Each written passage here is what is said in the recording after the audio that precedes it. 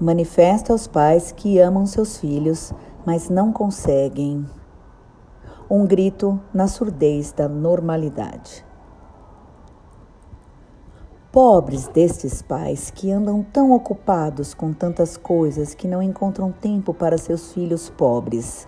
Desses pais que se deparam a todo momento com eventos mais importantes que as festividades de seus filhos pobres. Desses pais que têm tantas pessoas para pensar antes de seus filhos pobres. Desses pais que precisam alimentar outras bocas antes da dos seus filhos. Mas, amigas e amigos, não fiquem indignados. Todos somos esses pais. Coitados.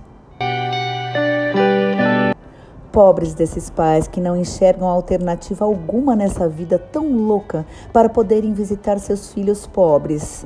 Desses pais que não conseguem criar vínculos com seus filhos pobres. Desses pais que são obrigados a escolher outra vida e abandonam seus filhos pobres. Desses pais que não conhecem o dia a dia dos seus filhos. Mas, amigas e amigos, não fiquem indignados. Todos somos esses pais, coitados. Pobres desses pais que entregam nas mãos das mães todo o cuidado dos filhos pobres. Desses pais que andam de cabeça cheia de outros problemas que sequer lembram do ano escolar dos filhos pobres. Desses pais que vivem numa pobre sociedade, pobre dessa sociedade, pobres desses filhos que vivem nesses pobres pais. Mas, amigas e amigos, não fiquem indignados. Todos somos esses pais, coitados.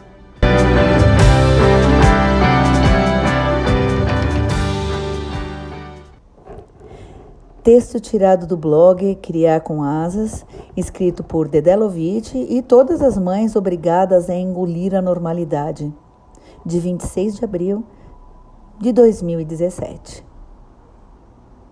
Narrativa poética inspirada em Marie Farah, A Infanticida, de Bertolt Brecht.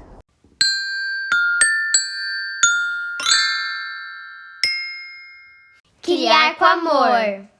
Criar com afeto. Criar com alegria. Criar com asas. Cena 1. Eu sou a Júlia. Eu a Paola.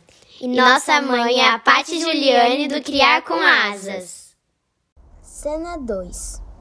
Eu sou a Constância. E eu sou o Bernardo. E nossa mãe é Dedelovitch do Criar com Asas. Cena 3. Oi, eu sou Valentina e eu sou filha da Rita do Criar com Asas.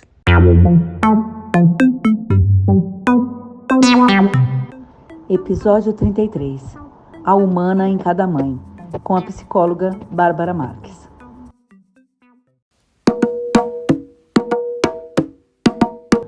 Bloco 1. Armadilhas. Olá, bom dia, boa tarde, boa noite a todos, a todas. E aí, tudo bem, né?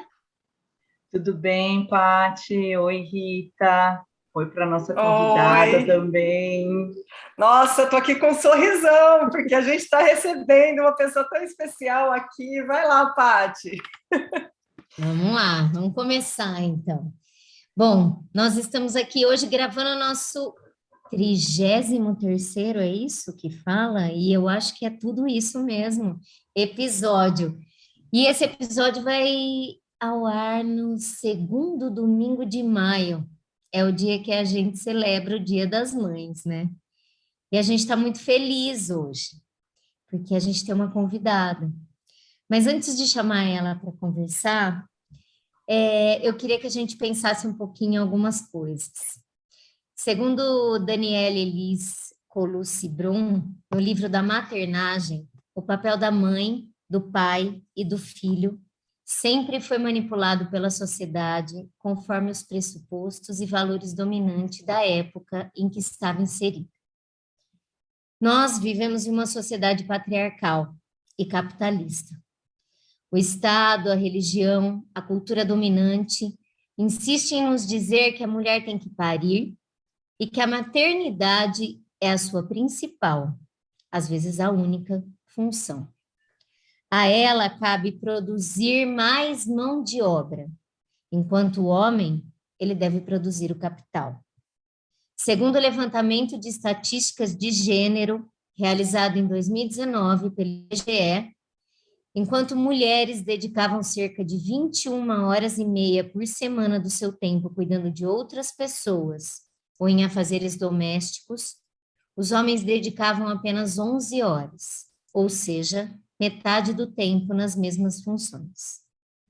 No dia 8 de março desse ano, 2022, no Dia Internacional da Mulher, a Organização Pan-Americana de Saúde divulgou o relatório Covid-19 in the Americas, ou Análise de Gênero e Saúde, Covid-19 nas Américas, que mostra que a desigualdade de gênero é uma crise social, econômica, política e de saúde, ampliada pela pandemia.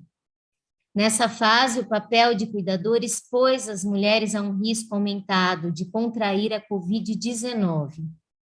Compondo a grande maioria dos profissionais de saúde, as mulheres estiveram na linha de frente, cuidando de pacientes, e representaram 72% de todos os casos da Covid-19 entre profissionais de saúde da região. Em casa, essas mesmas profissionais ainda eram responsáveis por 80% das tarefas.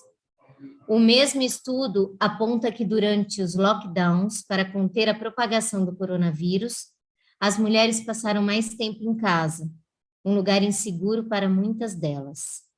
Tanto que houve aumento de 40% das chamadas para lugares de apoio contra a violência doméstica em alguns países que entraram no estudo. Nos países que tiveram queda, acredita-se que vítimas de violência encontraram barreiras para pedir ajuda.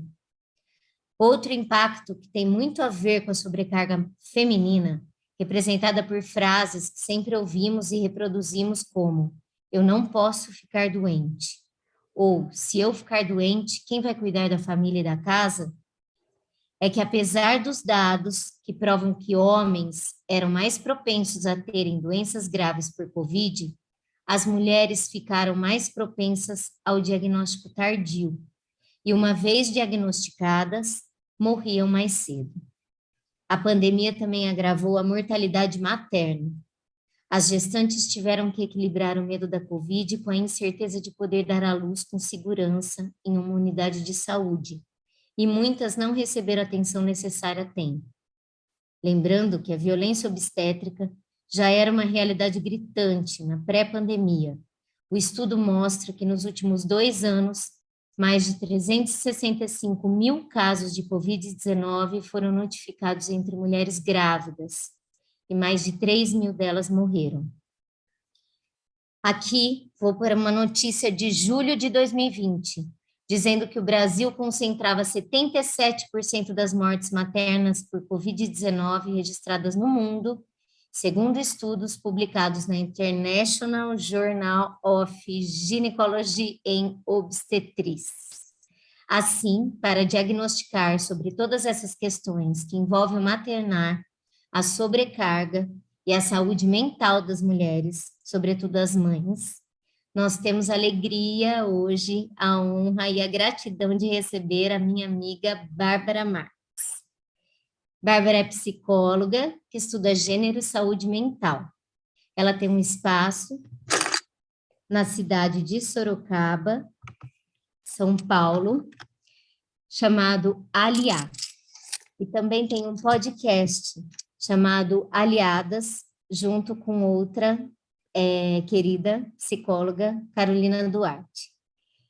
Bárbara é uma amiga que eu conheci num círculo, numa roda de cultura popular, de dança, com outras tantas mulheres, e também em outros círculos de mulheres. Eu já passei por seu atendimento, já fui parceira de círculos, e estou muito feliz de ter você aqui hoje, Bá. E eu queria que você se apresentasse, que você falasse um pouquinho do seu trabalho e que também ajudasse a gente a pensar que no meio de tudo isso, no meio de tanta coisa que a gente trouxe aqui nesse começo, como nós, mulheres, mães, a gente pode viver a nossa integridade de uma maneira mais saudável? Vou te jogar essa questão, mas fala um pouquinho e conta um pouquinho de você pra gente. Oi, estou muito feliz de estar aqui também. Paty é uma amiga querida. Estou conhecendo a Dedé e a Rita hoje, que eu já escuto no podcast aqui, também sou fã. E é uma honra estar aqui com vocês, batendo esse papo sobre um tema que é muito caro para mim, é muito especial para mim, porque eu sou mulher, porque eu sou mãe. Então, já me apresentando um pouquinho, né? A Paty já fez uma introdução, mas além dessas coisas que ela já contou, eu sou mãe do Lorenzo, um menino que tem 11 anos, vai fazer 12 em julho, daqui a pouquinho, já está na pré-adolescência, essa fase tão interessante também, né? E sou podcaster, adoro podcasts em geral. E acho que a maternidade, acho que eu podia começar até falando sobre isso, que a maternidade, eu sinto que foi ela que me colocou nesse caminho que eu sigo até hoje, assim, sabe? Ela que começou a minha gravidez, foi que me botou para pensar um pouco sobre essas questões, primeiro sobre parto, nascimento, amamentação. Por algum tempo, depois que meu filho nasceu, eu fiz um curso de doula, eu fiz uma formação de parteria na tradição, fui enveredando por esse caminho, eu já tinha formação em psicologia, mas o meu filho foi me conduzindo pelo feminino, né? E isso é uma coisa que a gente escuta de muitas mães também, o quanto a maternidade é um ponto de transformação profunda para todas nós. Para todas as mulheres, na verdade, inclusive para aquelas que não são mães, porque existe essa ideia, né, da maternidade compulsória, como se toda mulher precisasse ser mãe para se realizar de alguma maneira. Então, acho que a maternidade, ela atravessa a vida de todas as mulheres, e, na verdade, ela atravessa a vida de todas as pessoas, porque todo mundo nasce de um ventre, né? Então, pensar a maternidade é pensar a nossa sociedade, não tem como a gente fazer uma coisa sem a outra. Inclusive, quando a gente gravou, a gente tem um episódio no Aliadas sobre maternidade, e acho que eu começo lá falando que eu gostaria que todo mundo ouvisse, não só as mães, né? Que a gente falasse para todo mundo, porque todo mundo, de alguma maneira, é atravessado por esse processo. E essa pergunta, né, que a Paty fez ali no final, poxa, que pergunta difícil. Como é que a gente faz para viver de uma maneira mais plena, mais saudável a maternidade? Diante desse contexto que você introduziu e que já de cara, já quebra com uma coisa que é fundamental, assim, que é a romantização, né? Existe toda uma romantização desse papel, e todos os dados que a Paty trouxe no início da fala dela já mostram o quanto essa romantização é uma fantasia construída com um propósito, construída ao longo de muitos e muitos anos, e que serve a um propósito específico, né? E acho que a gente pode falar um pouquinho aqui disso ao longo da nossa conversa, mas eu acho que quando eu li no texto que a Paty mandou, dessa introdução, né, algumas questões, eu pensei, putz, eu não sei se é possível a gente vivenciar a maternidade de uma maneira saudável dentro de um patriarcado capitalista. Eu acho que a gente deve, faz um esforço grandioso para viver de uma maneira mais plena possível, mais consciente possível, pensando todos esses atravessamentos, mas eu acho que é uma tarefa muito árdua. Eu acho que a gente ainda carrega um peso, e acho que a gente ainda vai carregar esse peso por um tempo, assim, até que a gente consiga realmente derrubar o patriarcado e construir outras bases, né?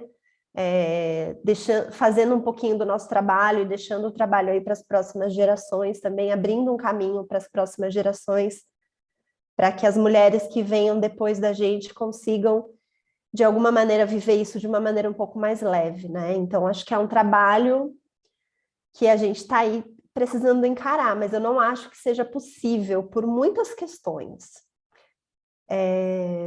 Eu acho que uma das principais, e que aparece também nessa introdução, é a questão do trabalho de cuidado, que primeiro, não é visto como um trabalho, existe toda uma construção sobre o trabalho de cuidado, como se fosse algo inato do feminino, inato das mulheres, como se as mulheres todas fôssemos naturalmente predispostas ao cuidado, associando isso com o amor, né, com uma entrega, com essa coisa, com essa romantização de todo o trabalho de cuidado. As mulheres são mais amorosas, as mulheres são mais afetivas, as mulheres são naturalmente maternais, tem o tal do instinto materno, né, como se fosse uma coisa natural que já vem com a gente. E toda essa naturalização do trabalho de cuidado como algo exclusivamente feminino borra a nossa visão. É como se a gente não conseguisse entender que isso é um trabalho, é como se a gente não pudesse falar sobre o nosso cansaço, inclusive, é como se a gente não pudesse questionar as bases que estão colocadas.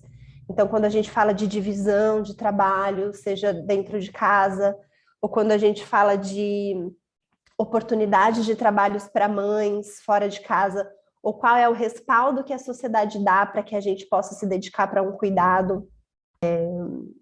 É uma grande sacada, uma sacada genial, porque coloca a gente num lugar de realmente não questionar. E aí se questiona, com o questionamento vem a culpa, né? Que tem aquele ditado infame, né? Nasce uma mãe, nasce uma culpa, que é um ditado que, infelizmente, ele faz muito sentido, mas que a gente precisa aí no nosso dia a dia estar desconstruindo esse lugar da culpa, da culpabilização por tudo. A gente não precisaria carregar essa culpa se a gente entendesse que a maternidade é um lugar social e que o trabalho de cuidado deveria ser tão valorizado e respaldado, porque é a reprodução, o trabalho de reprodução, né, das pessoas daí do mundo do trabalho.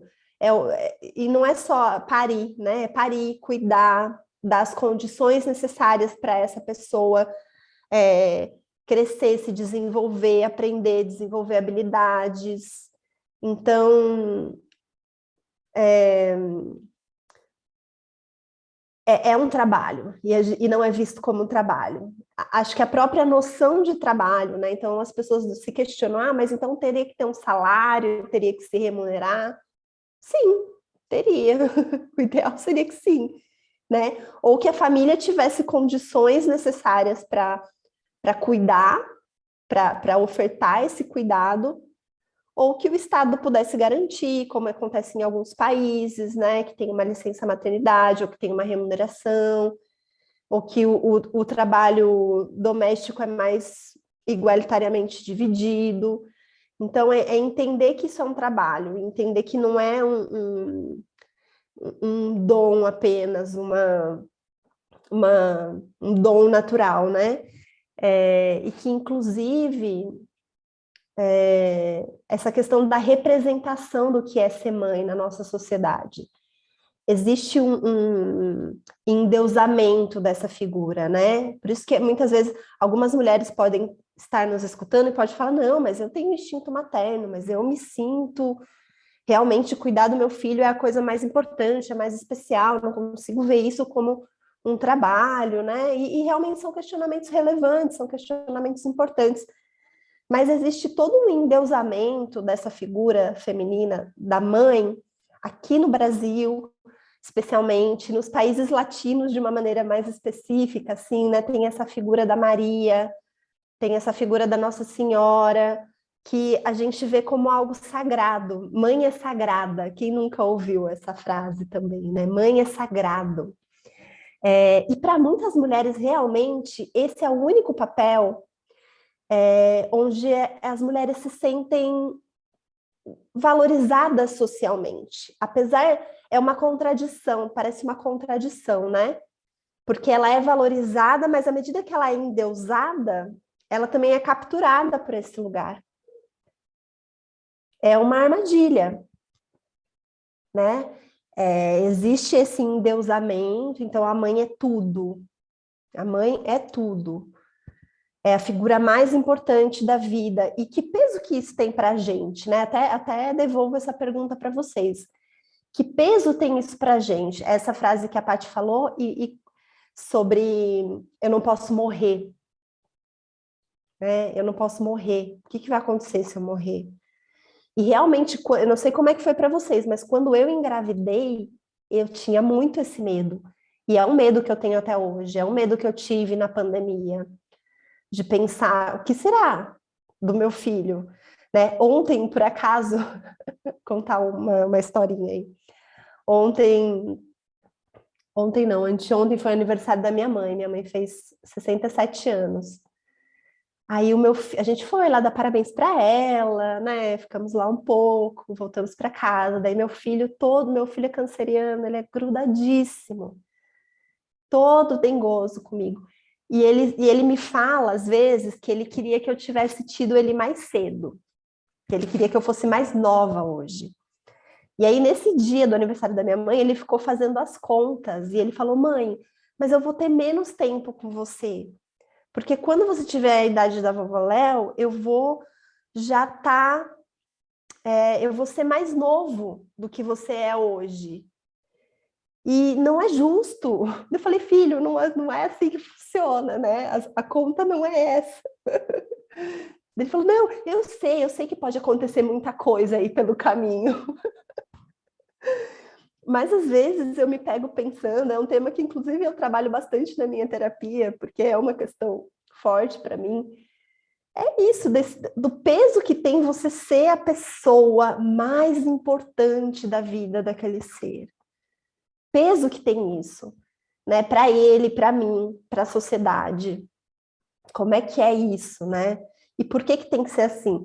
Às vezes a gente ouve essa frase que vocês já devem ter ouvido bastante, né? É preciso uma aldeia inteira para se criar uma criança. Mas na prática, na nossa sociedade hoje, na nossa cultura, está na nossa lomba. A gente pode até ter rede de apoio, a gente pode ter outras pessoas, mas o papel crucial, né? E se der alguma coisa errada, né? Cadê a mãe dessa criança?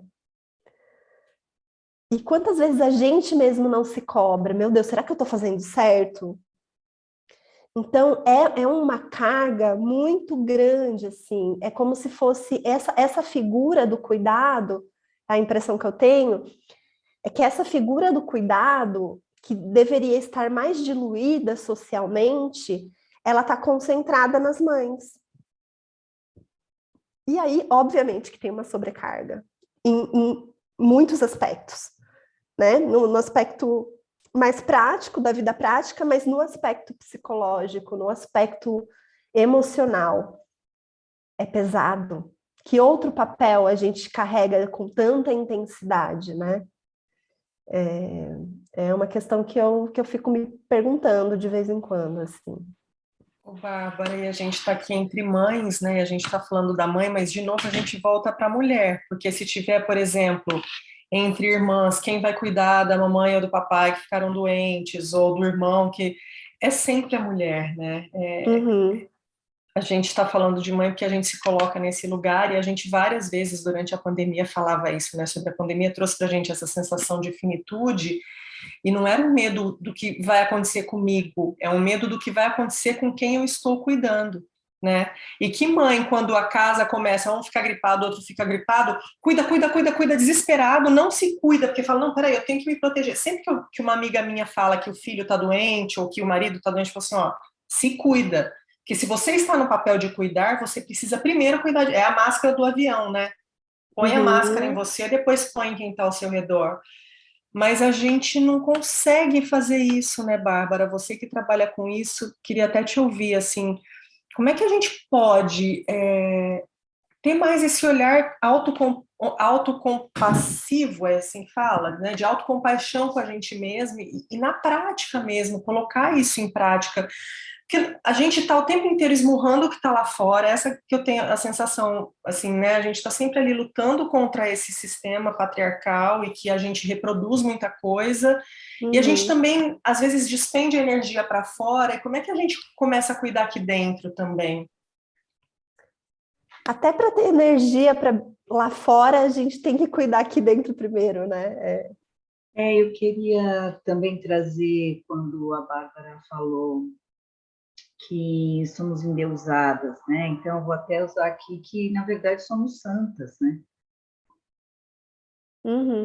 Chega a esse ponto, tal crueldade que nos captura dentro do capitalismo.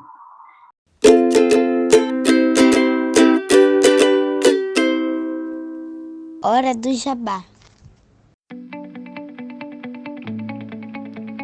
Se você gosta do nosso conteúdo, pense em nos apoiar com qualquer valor mensal e colabore com a mídia independente. Estamos no catarse.me/criar com asas. Visite também nosso blog, criarcomasas.com. Também estamos no YouTube, Twitter, Instagram e Facebook. Segue a gente lá.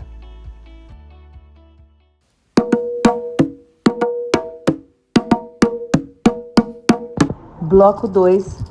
Sua Santidade, a Mãe. Nós somos santas. Como que a gente se livra disso? Como assim você não quer ser santa? Como que você vai falar para a sociedade que você não quer ser santa? Eu não quero ser santa, porcaria nenhuma. Eu não sou, né? Eu sou igual a todo mundo, eu fico cansada, eu erro, eu choro, eu me desorganizo, eu fico desesperada. E essa romantização vem junto, né, com essa santidade. Então, por isso que fica tudo muito romantizado, porque, afinal de contas, uma entidade, né, uma santa, consegue dar conta de tudo, obviamente, né, porque ela tem um dom divino. Vem assim, entra, né, de alguma maneira, ou de baixo, ou de cima, ou dos lados, não sei, ou de todos, né, ao mesmo tempo, e a gente vai dar conta de tudo isso. Então, eu acho que esse momento que a gente se encontra, onde todas estamos sobrecarregadas, sendo com parceiros, com parceiras, mãe solo, sempre estamos sobrecarregadas. Como que a gente vai se livrar disso? Tem um jeito de a gente se livrar disso? Qual é o caminho, pelo menos para a gente deixar para as nossas filhas, para os nossos filhos, né, uma consciência maior disso? O que a gente faz? Eu sei que você não tem a resposta, Bárbara, mas que caminho, né, que a gente deve seguir para tirar um pouquinho isso de nós? Embora eu não tenha resposta, eu acho que a gente precisa construir juntas essas respostas, né? A gente precisa persegui-las, assim, e pensar estrategicamente mesmo. Essa santificação, ela é o que há de mais cruel, assim, né? E eu fico pensando, você foi falando, e eu fiquei pensando nas propagandas de Dia das Mães, né? Dia das Mães é um negócio que eu acho que aí a gente poderia já começar a ressignificar. Teve um ano, acho que faz uns 2 anos, eu estava pensando nessa data, é uma data que sempre mexe com a gente, né, assim. Primeiro que eu fico irritada, não me venha com, né, assim, presentinho, florzinha, aí tem as coisas da escola que a gente tem que, de alguma maneira, né, sorrir, engolir, lidar com aquilo, mas esse desconforto é uma coisa que para mim sempre foi desconfortável. E uns 2 anos atrás eu pensei, gente, a gente podia, e aí eu já lanço uma ideia aqui, né? Quem sabe vinga, quem sabe juntas a gente faz alguma coisa disso. Mas eu acho que é uma coisa que na verdade já vem acontecendo, assim, que é tomar essa data de assalto, e transformar essa data numa data política, ao invés de uma data de mamãe, mamãe, mamãe, né? O avental todo sujo de ovo. Transformar essa data numa data política. E falar sobre essas coisas, trazer o desconforto, né? Porque não é um dia que você vai levar sua mãe no restaurante e ela não vai cozinhar. E você vai ficar lá 3 horas na fila do restaurante porque todo mundo teve a mesma ideia. Como se isso fosse um presente, né? Acho que isso é uma das coisas que dá para a gente pensar. Essas propagandas de Dia das Mães né, que reforçam essa santificação, esse papel sagrado. E é um peso tão grande para quem tem mãe, é um peso para quem não tem mãe, porque é isso, coloca tanta carga em cima desse lugar, que é isso, quando a mãe morre, gente, e aí? Como é que faz? Né? Quantas crianças aí perderam a mãe na pandemia? E como é que se lida? E continua esse papel, a escola continua fazendo o negócio de Dia das Mães, sabe? Uma coisa que não tem mais sentido. Então, acho que essas pequenas coisinhas que a gente possa, na nossa comunidade, devagarzinho transformando, questionando, levando os desconfortos, né? Porque quando a gente levanta esses assuntos, a gente causa um desconforto, mas são desconfortos importantes, quando a gente se sente confortável para levar para os espaços, seja para a escola, seja na sua família, na sua roda de amigos, levar esses temas, né? Tentar desconstruir um pouco, a gente tem que desconstruir essa santificação. Isso que a Dedé falou, não, eu sou uma pessoa. Outra frase que eu lembro assim, do meu filho, muito engraçada, que ele era pequenininho, tava só eu e ele, nessa época eu tinha me separado e a gente morava só os dois. E ele tinha 3 anos, 2 para 3 anos, assim, aquela fase que é hardcore, né? E eu lembro que eu tinha medo de dormir domingo à tarde, porque como que eu vou dormir e deixar ele acordado sozinho na casa? Né? Eu morria de medo de cochilar e ele, sei lá, né, ligar o fogão, abrir janela, sei lá. Eu senti isso também. Era tenso, né? É uma coisa pesada, assim. E aí eu lembro de um dia que ele estava pulando no sofá em cima de mim, assim, não parava de pular, eu cansada. E ele querendo brincar, né? E eu falei, filho, você acha que eu sou uma pessoa ou um saco de batata? Daí ele falou, um saco de batata. E é um pouco isso. E tem uma fase que a gente é bem objetificada, né? Pela criança. Mas aos pouquinhos a gente tem que entender, né? Trazer pra gente que nós não somos sacos de batata, nós somos uma pessoa, uma mulher, né? Uma pessoa no mundo que tem desejos, que tem vontades, que tem gostos, que tem manias, chatices. E a gente se não se esquecendo disso, ou encontrando maneiras de lembrar, para não se permitir nem a santificação, nem a objetificação e a exploração, na medida do que for possível, né? Porque é isso, dentro do patriarcado, algum grau de exploração a gente vai ainda ser submetidas. Mas ir desconstruindo devagarzinho, né? Lembrando que eu gosto de fazer, quem sou eu, quais são os meus momentos, a minha privacidade, né? Quando a criança vai crescendo, vai ficando um pouco mais fácil, ou quando você consegue minimamente construir uma rede de apoio também, e diluindo esse papel do cuidado, e permitindo confiar no cuidado que as pessoas que estão ao seu redor, porque a santificação, ela tem essa consequência também, né? Só eu sei cuidar do meu filho. Ninguém sabe. Ninguém vai ser tão boa quanto eu. E aí fica muito difícil também de eu permitir que se dilua um pouco esse cuidado, né? Sob o risco de eu ser lida como uma mãe relapsa, sei lá, ou de perder É uma cilada, né, Bá? É mais uma cilada. Uhum. Acho que tudo isso faz com que a gente tenha essa carga absurda de culpa. Eu acho que é isso, né? Tudo, se a gente...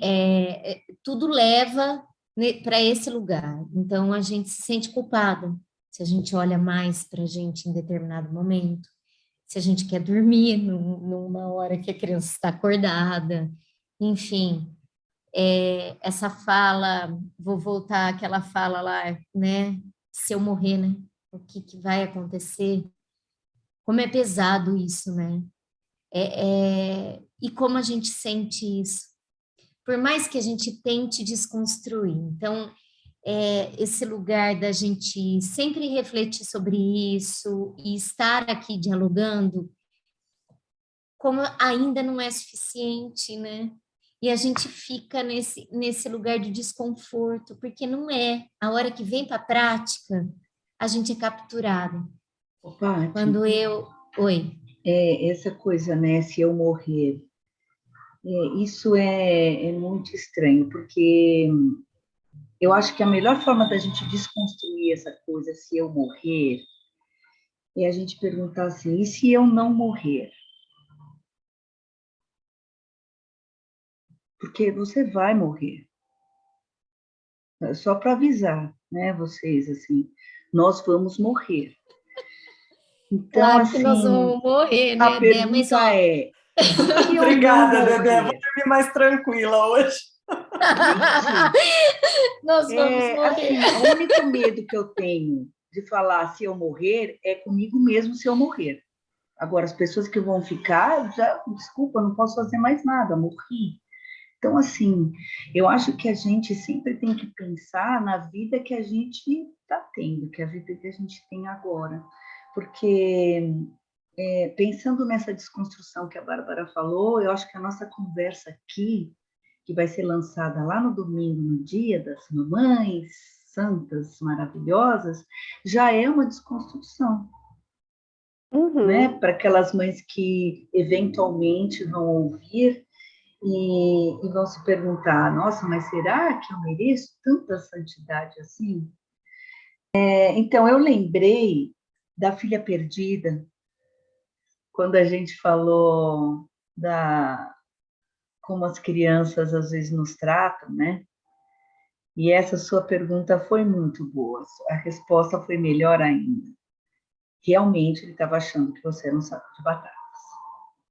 E aí você tem que lembrá-lo, né? Eu não sou um saco de batatas, eu sou uma pessoa.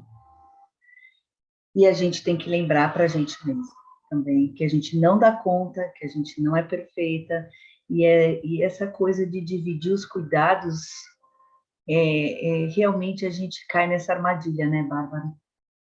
Só nós conseguimos fazer, então é bem difícil. Eu acho que a gente cai em bastante armadilha, né, Bá? A Adé lembrou a gente que a gente vai morrer um dia, e foi importante. Mas aquela hora eu queria dizer o seguinte, quando a gente pegou Covid aqui em casa, e eu vi minhas filhas ficarem ruins, assim, e uma ficou bem ruim, eu pensava o tempo inteiro, eu não posso ficar doente. Eu só pensava isso. Só pensava isso. Eu não posso ficar doente. Eu não posso. E é impressionante, assim, porque quando todo mundo ficou bom, aí eu adoeci. E para mim foi muito simbólico isso, porque me trouxe esse lugar, assim, de medo, de uma culpa profunda também, de cuidado, como se eu me responsabilizasse por aquilo. Você vê a cilada, que é uma coisa tão absurda, esse lugar nosso de culpa. Como que você acha que você pode ter controle sobre isso, né? Olha o absurdo. E eu pensava assim, eu devia ter feito alguma coisa, ou eu devia ter agido diferente, e eu não posso ficar doente, porque eu tenho que cuidar deles, sabe? E assim, depois eu fiquei muito mal, e mal, digo, psicológico, né? Assim, foi num lugar, foi foi num lugar pesado, porque depois eu adoeci de verdade, assim, nesse lugar, sabe? Do emocional. Porque essa carga, como assim você ser responsável por isso ou você não poder ficar doente? Então, quando a gente fala essa frase, ela é muito séria, porque a gente tem a ideia de que não pode ser assim e não vai ser assim, mas a hora que acontece na prática, de verdade, aí a gente fala, pronto, né? Não dá, não posso. Olha que loucura. Então, a gente cai o tempo inteiro nessa cilada. E a gente conversa muito, assim, fazendo talvez esse link de a gente precisa agir ou ter essas atitudes que demonstrem ou que a gente possa desconstruir tudo isso para uma nova geração. Mas não querendo ser pessimista, mas muitas vezes eu me pego pensando, essa próxima geração, será que ela vai conseguir ultrapassar isso? Nossa, toda vez assim que, que eu paro para pensar nisso, eu olho para as minhas filhas, e isso me vem muito forte. Eu ainda acho que vai demorar muito tempo. É tão duro, né, falar isso. É um lugar desconfortável até, porque a gente tenta romper, mas essas ciladas vêm e quando vê a gente está reproduzindo e a gente tem a sensação de que ainda precisa de muito, né? Muito. E eu não sei, queria jogar aí para a gente pensar um pouquinho. Será que elas vão conseguir? Será que a gente vai deixar pelo menos um mínimo de legado, assim, de desconstrução, né, Bá? Nesse começo já, você falou, eu acho que tem um lugar aí, da gente refletir, por exemplo, sobre o que é trabalho, pronto. Esse é um lugar importante, olha que lugar importante. O que é trabalho? Trabalho é tal, aí fica difícil a gente considerar que o que a gente faz é trabalho. Mas a gente tem que brigar por isso, né? Ou sabe então, que pelo mais que eles louco? são remunerados? É pelo Exato. tempo? Então, peraí, vamos contar o tempo, né? Mas sabe o que é Seria mais óbvio louco? O nosso trabalho, o trabalho de cuidado, ele dá lucro. Ele dá muito lucro. É que esse lucro não chega na gente, essa é a questão.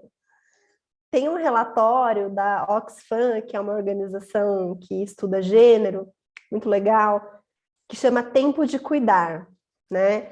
O que elas fizeram? Elas contabilizaram em dinheiro o quanto o quanto que o nosso trabalho gera de dinheiro, de acumulação para o capital, né? Por ano, na nossa lomba das mulheres, né? E é muito dinheiro. Tipo, é muito dinheiro por ano. Porque é isso, se o cara tá lá trabalhando, assim, pegando um exemplo bem tosco, tá? Depois, óbvio que é mais complexo que isso, né? Mas pegando exemplos do nosso cotidiano, se o cara tá lá trabalhando, sustentando a casa, né? Que a gente ouve falar sobre isso. Ah, fulano sustenta, o pai sustenta a casa, o marido sustenta. Quem tá sustentando essa casa? Quem tá sustentando, né? Dando condições ali materiais de alimentar, limpar, cuidar das crianças. Então, assim, essa sustentação, isso que permite que o capital acumule dinheiro, que é a base do capitalismo, é o excesso, né? É a acumulação. Então, se tira essa parte da conta e aí sobra lá. Então, esse lucro do capitalismo é um lucro também em cima do nosso trabalho não remunerado, do trabalho de cuidado não remunerado. Então, tem lucro. Lá na Europa, nos anos 70 ou 80, não vou saber exatamente dizer, mas teve um movimento por salários para as mães, para as donas de casa. Um movimento que partiu do feminismo, mas que não é exatamente, a intenção do movimento não era exatamente assim, remunerar isso ser a solução, porque aí também algumas pessoas que criticam falar, então meu lugar é dentro de casa e eu vou ganhar para ficar lá e é isso que eu tenho que fazer, né? Então, esse movimento era um movimento no sentido de visibilizar o quanto custa É um movimento muito interessante. E aí tem uma autora, né? A Paty até me falou que a gente dá umas dicas no final, mas já vou falando por agora, depois eu posso reforçar. Mas tem uma autora que é a Silvia Federici, ela fala brilhantemente sobre essa questão, né? Sobre esse cuidado e sobre como o capitalismo foi se constituindo enquanto o que a gente vive hoje em cima do trabalho de reprodução das mulheres. Né? Inclusive o que a Caça às Bruxas tem a ver com isso, e aí é um trabalho, né, preciosíssimo que ela faz, assim. Tem alguns livros publicados dela aqui no Brasil, depois eu posso indicar no final, mas é uma autora, assim, que eu gosto muito, e que eu acho que é esse trabalho de formiguinha. Eu também tenho essa angústia, Paty, sobre, de às vezes perceber, putz, mas está tão longe. Mas é isso, olha essa discussão que a gente está fazendo aqui. Isso é bastante coisa. E como que a gente pode olhar na nossa vida cotidiana dentro de casa para não nos permitirmos vestir o manto sagrado aí, né? Como que a gente faz para se livrar desse manto sagrado? É difícil, né? A gente está ali, a gente não quer largar esse manto também. A gente sente a necessidade desesperadora, tá queimando a pele, mas a gente não larga. Que doideira, né? Outro cansaço, né? Que cansaço. É um lugar de visibilidade, né? Que gostoso, entre aspas, né? Uma pessoa que fala, você é meu tudo. A Dedé falou sobre a morte, e eu lembrei da fala de uma professora minha da pós-graduação, que ela falou assim, na verdade ela ouviu de um professor dela, né? Da psicologia, que ele dizia assim, mãe é bom, mas dura muito. E que é isso, em algum momento a gente tem que sair de cena, gente. Tá vendo? A gente tem que sair de cena, a gente tem que ir ficando desnecessária. E isso é uma coisa que a gente precisa... Daí é um trabalho que é difícil de fazer individualmente, porque tem toda essa né, toda essa questão coletiva, cultural, social, mas é um trabalho que a gente precisa ir fazendo, de entender que eu sou uma pessoa... Eu sou uma pecinha aqui, né? E que culturas que às vezes, né, essa frase, é preciso uma aldeia para se criar uma criança. Existem muitas culturas, comunidades indígenas aqui no Brasil mesmo, onde a criança é de responsabilidade da comunidade. Né? Eu imagino, nunca me aprofundei nesse tema, acho que inclusive adoraria poder fazer isso, mas como é que deve ser? Como que essas mães se sentem? Né? Eu acho que não deve ter esse peso que tem pra gente, sabe? Deve ser uma relação muito diferente com a maternidade. Não, o que eu ia falar é que a gente... isso é um questionamento que eu sempre faço comigo, falo às vezes com as pessoas assim, né? A gente vive num mundo onde tudo está dentro de uma caixinha, a gente sabe disso, né? E onde nós somos cada vez mais, e aí independente de gênero, né? Cada um dentro do seu gênero, na verdade, não é independente de gênero, de ter multifunções ali, de fazer um pouco de tudo, e claro, obviamente, refazendo a minha frase, muito dentro de gênero, mas fazer de tudo e não poder se dedicar àquilo que de fato você é o que está dentro de você e o que você gostaria de fazer, e ser remunerado por isso, por igual, para que a comunidade, como uma vila, né, como uma tribo, possa sobreviver, mais do que sobreviver, possa viver integralmente, que foi a nossa pergunta inicial. Então, assim, não é porque você é mãe que você tem que ter o papel de cuidadora. Você tem que ter o papel de cuidadora porque você tem isso, porque tem pessoas que devem estar ouvindo a gente falando assim, gente, mas o cuidar... É por isso que a gente tem profissionais incríveis do cuidar e que fazem isso com uma grandiosidade, com uma potência, né? Porque essas pessoas nasceram para isso, sejam mães, sejam tias, sejam avós, sejam pais, sejam irmãos, sejam pessoas que perderam todo mundo e que estão sozinhos no mundo, é deles isso. Assim como tem pessoas que têm facilidade, desejo e vontade, nasceu para fazer outras coisas. Se a gente olhasse, né, para as individualidades das pessoas e valorizasse o que elas têm de melhor, e eu estava falando com uma amiga esses dias, a gente cobra muito dos nossos filhos, por exemplo, às vezes uma coisa que a gente sabe que eles já se sobressaem, é a gente no papel de cobrar e de direcionar os nossos filhos, mas uma coisa que a gente já sabe que eles se sobressaem, a gente não valoriza muito, coloca um pouco de lado, e aí a gente vai e tenta ajudar ele a se desenvolver. Mas ele não é bom em matemática, eu vou desenvolver em matemática. Ele não é bom em, sei lá, em arte, eu vou desenvolver. A gente quer puxar para que ele fique equilibrado em tudo. E aí depois cada um vai ser cobrado por uma coisa, e aí a gente não dá conta, a gente adoece. E aí, de novo, volta o gênero, que aí vem, porque você é mulher, você tem que ser cuidadora. Porque você é mãe, você tem que ser muito cuidadora. Entendeu? E aí a gente cai nessas armadilhas de novo, e a gente, como sociedade, não se estrutura. E às vezes também, a gente precisa olhar que às vezes tem um homem que o papel dele é ser cuidador, a gente vê menos timidamente homens que começam a se colocar nesse papel também de querer ser o cuidador, de querer ser quem fica, mas aí a gente cai de novo numa outra armadilha, porque isso não é aceitável. Assim como a mulher que decide parar de trabalhar fora porque ela quer se dedicar à maternidade naquele momento, primeiro que ela se ferra, porque ela vai ter que se dedicar à maternidade, ao cesto de roupa suja, à casa limpa, ela não vai ficar ali só vivendo aquela maternidade como um animal na selva pode viver, lambendo a cria e participando daquele momento. Segundo, que a sociedade também não aceita. Se vira, você não quis sair para trabalhar, não teve evolução, vão todo mundo trabalhar, faça tudo, né?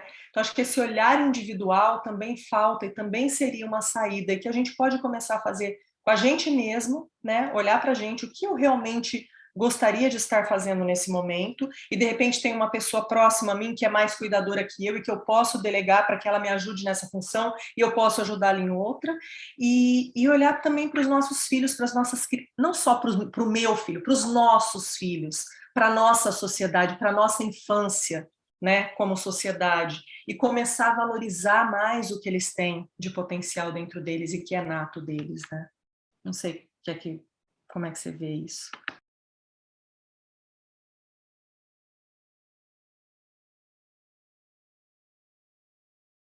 Você tá muda, Bárbara. Pronto. Eu acho que é uma reflexão bem importante essa, sim, e acho que pensar dentro da nossa realidade o que é possível, né? A gente tentar, de alguma maneira, fugir dessa identificação total com o papel da mãe. Desconstruir isso em nós, assim, entender, lembrar, né? Lembrar que não somos, que temos outras facetas a serem exploradas, vivenciadas, que a gente é mais do que esse papel da mãe, e olhar para as mulheres ao nosso redor que são mães, para a nossa própria mãe também dessa maneira, para as nossas amigas mães, para as nossas irmãs, né? E entender que somos mais do que um papel social único, exclusivo, e ir trabalhando dentro da nossa realidade a partir do que for possível para essa desconstrução. E lembrar, ensinar isso para os nossos filhos, né? Eu falei sobre o saco de batata, esse exemplo do saco de batata, que eu acho muito boa essa história, mas ele não entendia lá naquela época. É muito difícil para uma criança de 2 anos entender que você não é esse objeto, né? A grande mamãe. Mas hoje ele já entende, assim. Há um tempo atrás eu fiz um combinado com ele, porque quando dá, assim, 10 da noite, 10h30, assim, quando eu fico com sono, eu fico insuportável. E ele ficava ali me demandando nesse horário, sabe? Tipo, ai, mãe, mais um pouquinho, um abraço, deixa eu dar. Ele vinha, deitava um pouquinho do meu lado, já tinha botado na cama, já tinha. Aí ele volta, aí outro dia eu falei muito seriamente com ele, falei, filho, olha só, respeita o meu. Respeita esse meu horário, eu não quero ficar de melação, eu não quero conversa, eu quero que você respeite esse meu horário. Aí ele entendeu, né? Aí às vezes ele dá uma esquecida, eu falo, filho, lembra, né? Esse horário, a mamãe não está mais disponível. Né? Hoje ele já consegue, com 11 anos já dá para entender, né? Até antes, assim. Então a gente ir construindo isso com os nossos filhos, de de incentivar que eles confiem nas pessoas ao redor, que quem são os outros cuidadores? É a avó, tio, tia, né, o pai? Quem são as pessoas? E que possam ver outras pessoas cuidando, porque acho que a transformação está nisso também, né? Se a criança cresce como a mãe, sendo a única referência de cuidado, é isso que ela vai entender. Se ela for uma menina, que quando ela for mãe, esse é o papel, e se ele for um menino, se um dia ele for pai, é a mãe que é a referência principal. Então, dessa maneira, a gente vai devagarzinho transformando. Quando a criança percebe que ela pode confiar em outras pessoas também, né, que são responsáveis por esse cuidado. E a gente não se abandonar. A gente não se abandonar. Às vezes a gente se abandona pelo caminho. Mas aí a gente resgata, né? Vamos lembrar, a gente tem as amigas para isso, a gente tem os podcasts para isso, né? Assiste um filme, A Filha Perdida, nossa, filmaço que vira, né? Revira, embrulha, vira a gente do avesso. Me virou do avesso. Eu conversei com mulheres mães que se viraram do avesso, mulheres que não são mães e que também se viraram do avesso com esse filme. Porque são reflexões fundamentais da gente fazer. Né, da gente não se abandonar. Eu tive uma conversa assim séria com a minha pequenininha, quando ela era bem nova, quando a gente ia dançar lá no Saramuná, era de quarta noite, né? E ela chorava que eu ia sair, assim, já tinha dado janta, deixado ali e eu vou. E ela chorou um dia, eu fiquei. Daí na outra semana ela chorou de novo, eu fiquei. Daí, acho que na terceira vez eu falei, não. Daí eu chamei ela, eu falei, isso é importante para a mamãe. Eu preciso ver minhas amigas, eu vou dançar, eu vou ficar feliz. E isso é muito importante. E a mamãe vai. E toda semana a mamãe vai. E a partir daquele dia eu fui, sabe? Mas como é difícil, né?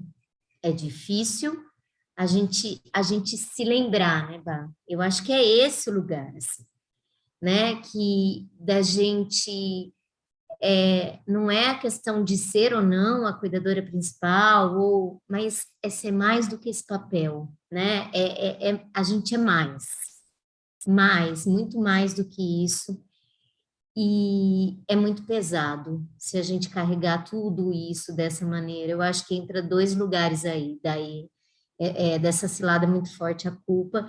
E tem um pouquinho do ego também, a gente não falou sobre isso, mas talvez esse lugar da santidade, quando a gente também não quer largar disso, entra esse lugarzinho do ego, né? Entra, total. Acho que essa é por é a aí. captura, né? O ego é a captura.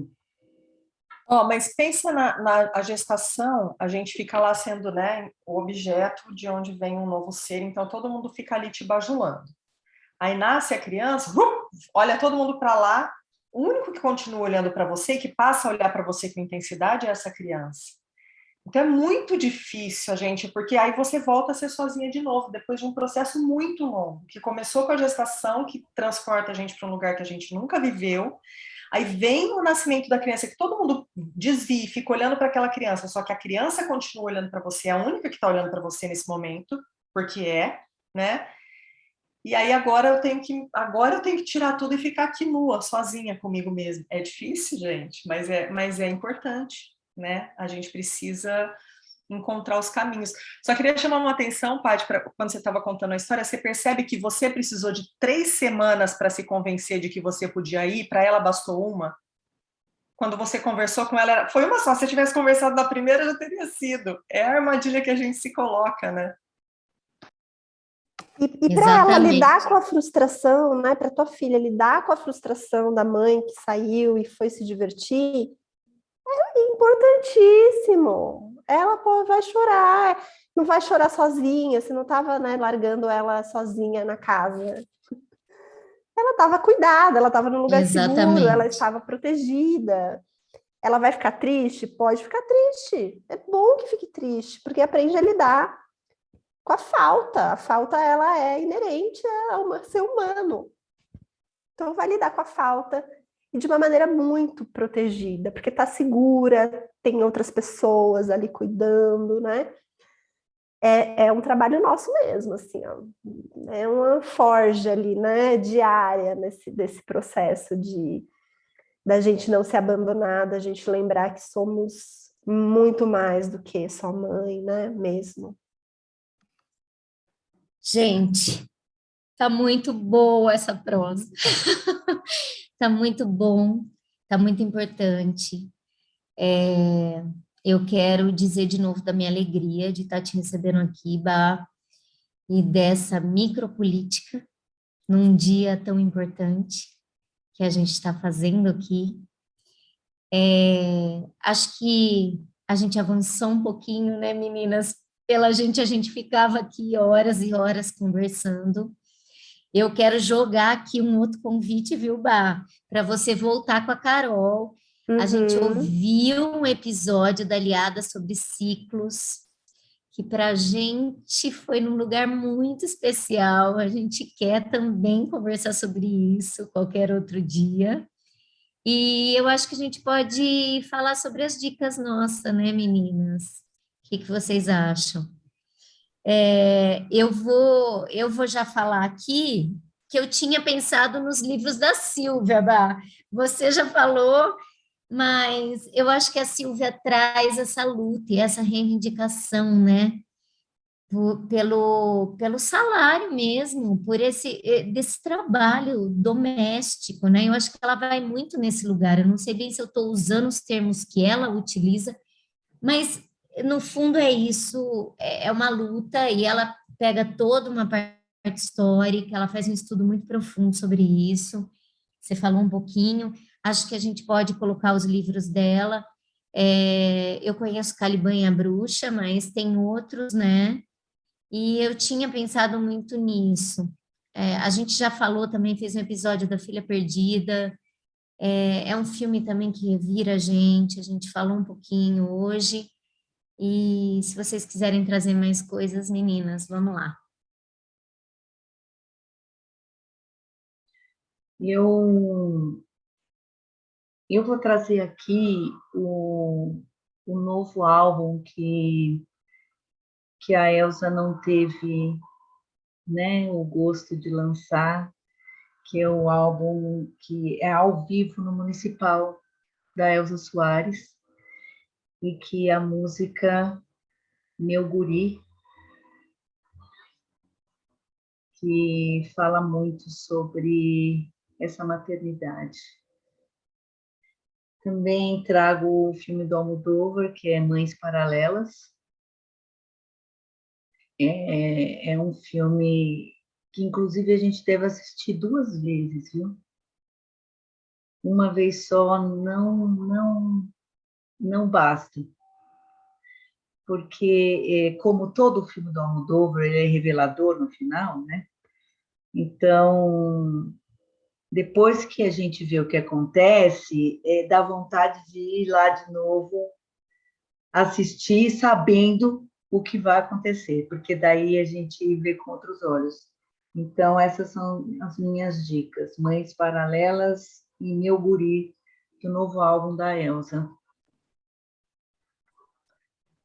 Seguindo Mães Paralelas, eu queria sugerir o Laço Materno, que é um filme também, que também é porrada, tá? A Dé acho que assistiu, a Paty eu não lembro, não sei se a Bárbara conhece, mas... É o Mother? É o Mother. E é como Mother, né? É verdade, é o Mother. Meu Deus. Eu gente, queria desesperador, é desesperador. Não, eu tenho que falar isso. Meu sobrinho veio falar comigo de Mother.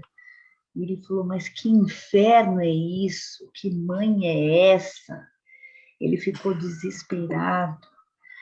E ele, não é possível, porque ele assistiu o filme do lado de filho, né? E ele como filho. E eu falei para ele, eu assisti como mãe, como filha, é desesperador esse filme. Por que você fica indicando isso? Você não quer sofrer sozinha, né, Rita? Você fica indicando esse filme para depois todo que eu vi, eu fiquei indicando. Mas ele revira a gente, igual a Bárbara falou que o Filha Perdida revira a gente de várias maneiras, esse também ele revira a gente muito. Tem vários livros que eu poderia indicar aqui, mas tem um que a Paty que indicou, que é Ai, meu Deus, eu tenho ele anotado aqui. Eu estou anotando agora todos os livros que eu leio. As Alegrias da Maternidade, da Bushie Mecheta. A Paty já indicou esse livro, ele mexeu muito comigo também. E vou fazer uma indicação aqui que eu acho que é essencial também, sabe, para a gente que questiona essas coisas, que é maratonar, é pegar o Aliadas Podcast e maratonar de verdade, Bárbara, porque tem tanta coisa. Tudo que a gente falou aqui, eu lembrava de um episódio, outro episódio, assim, é muito rico, e vocês trazem também, né, todo esse conhecimento, as duas aí, estudiosas disso, então vocês têm ali informações que você fala, caramba, vai abrindo esse horizonte para a gente, e fortalece a gente, sabe, nessa caminhada. Então eu queria agradecer muito pelo trabalho que vocês fazem lá, e de verdade, gente, Aliadas Podcast, abre e vai olhando o tema. A gente viu um da longevidade também, gente, que coisa mais linda. Bom, não tem vários temas ali que mexiam muito com a gente, que a gente joga aqui no nosso grupo, a gente ouve, a gente comenta. Então, acho que essas são minhas 2 dicas para hoje. Ô, Rita, e você não quer sofrer sozinha, né? Você fica indicando esse filme, eu vou ter que assistir. E olha, ontem, antes de passar para a nossa convidada, eu assisti um episódio do The Handmaid's Tale que eu não parei de chorar e que me pegou nesse lugar da maternidade e nessas ciladas, assim, e nesse lugar muito profundo de ser a responsável, que é da 4ª temporada, o episódio 6. Eu quero que todo mundo assista e depois a gente converse. Ai, meu Deus do céu, ontem foi pesado assistir esse episódio, mas vamos lá. Bárbara, você. Não, peraí, Bárbara, já que a Paty está jogando pesado aqui, que ela sabe que eu não estou vendo ainda essa série, eu vou jogar a 6ª temporada do This Is Us. Que aí vai aqui, ó. Você tá vendo, Bárbara? Eu amo! Então vamos lá. Então vamos todo mundo aqui se desafiar. A 6ª temporada do This Is Us é para se acabar de chorar. Vai lá, Bárbara. Dicas incríveis, maravilhosas. Eu pensei no Mother, pensei no Mães Paralelas, né? Silvia Federici, que a Paty falou. Tem um livro da Silvia Federici que chama Ponto Zero da Revolução, que ela fala, são artigos, e aí ela vai abordar de diferentes tópicos, né? No Caliban e a Bruxa, ela faz um apanhado histórico, assim, sobre o início ali do capitalismo, né? Essa transição do mercantilismo para o capitalismo. Estou olhando porque o livro está aqui atrás. No Ponto Zero da Revolução, ela já traz artigos até mais recentes, de análises mais recentes. Aí ela fala sobre esse movimento pelos salários, né? Então é muito, muito bacana esse livro da Silvia.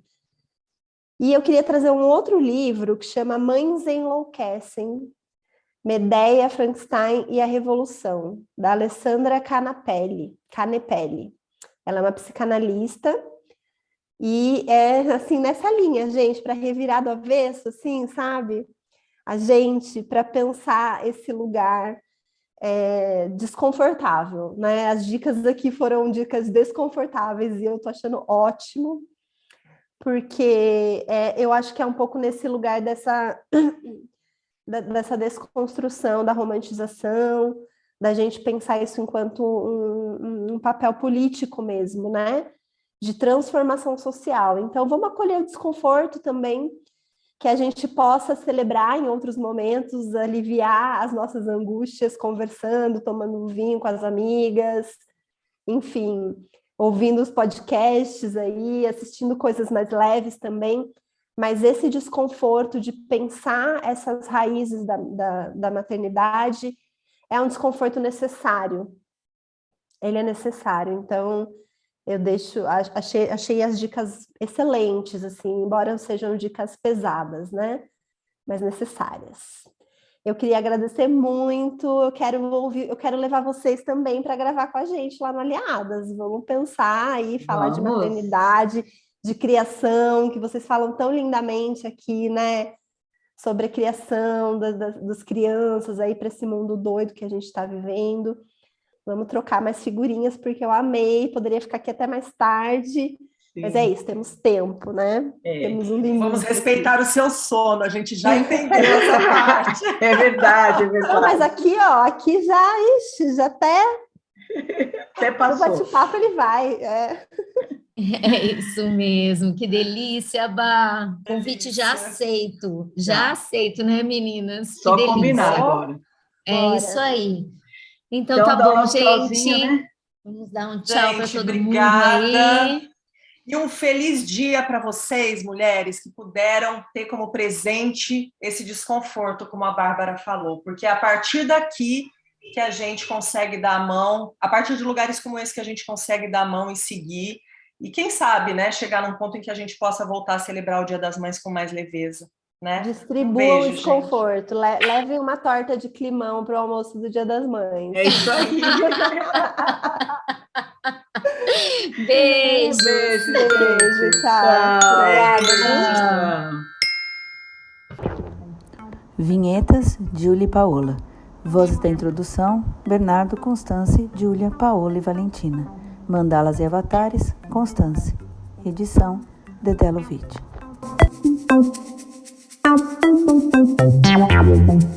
Thank you.